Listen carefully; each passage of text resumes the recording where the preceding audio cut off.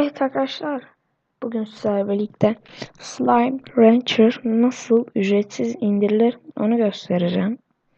Şimdi öncelikle size vereceğim linkten şu programı indiriyorsunuz. Arkasından programı açıp şurada Games sekmesine tıklayıp buraya Slime Rancher yazıyorsunuz.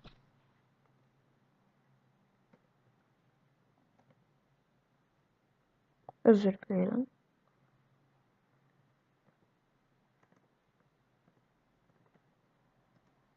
Sonra aratıyorsunuz. Buradan Slime Rancher. Sonrasında altın yazıyorsunuz. Ben şunu indirmiştim. Tabii bunların yani bayağı bir seçenekleri var.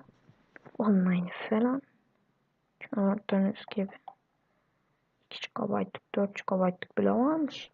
Yani arkasından buradan birini seçip şuradaki downloadlardan birine basacaksınız. Ben önceden indirdiğim için şimdi indirmeyeceğim. Site şuraya gelecek ama ben önceden bunu kaldırdığım için Sony'yi böyle olmuştu. Sonrasında oyun ile bununla işimiz kalmadı. Artık bir dakika. Artık bununla işimiz kalmadı. Exit diyebilirsiniz. Arkasından rastgele bir dosya açın. Buradan belgeler kısmına gelip sonra dolantısa gelin. Sonrasında ben önceden sildiğimde bu kadar şey yüklemiştim. Sonrasında buradan Slime Rancher seçin. Ben de Isofile diye tabi bunu işte birlikte aç WinRAR diyebilirsiniz. Burada bir setup exe var. Bunu açıyorsunuz. Bir dakika açılsın.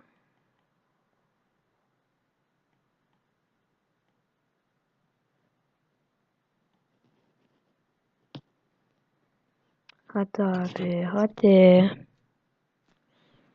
Ama gerçekten işe yarayan bir çözüm. Bir dakika. Arkadaşlar özür dilerim. Az önce bir baktım da çözüm demişim. Çok özür dilerim. Evet açılacak. Evet açıldı. Bunlarla da işimiz kaldı.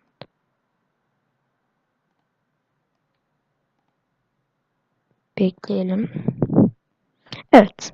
Şimdi gelecek. Buradan tabii bilgisayarınız bilgisayarınız için hangisi lazım onu seçiyorsunuz. Ben 32 biti tercih ediyorum kasmada oynamak için.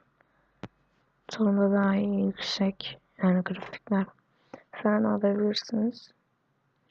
32 biti veya 64 biti seçtikten sonra bir dakika.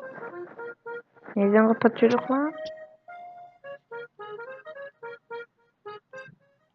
Ha tamam. Abi şimdi telif edelim de. Install'e basıyorsunuz.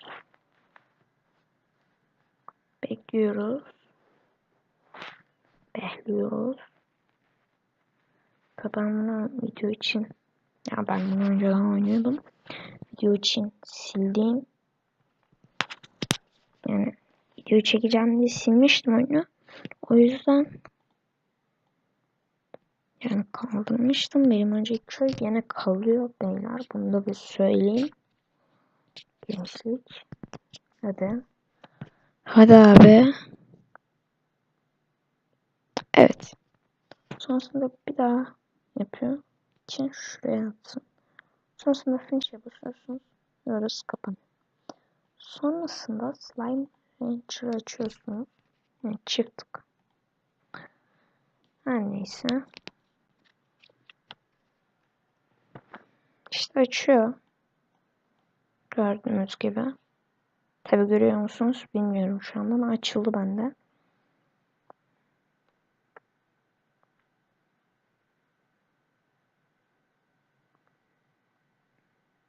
Neyse arkadaşlar bu kesin açılan bir şey.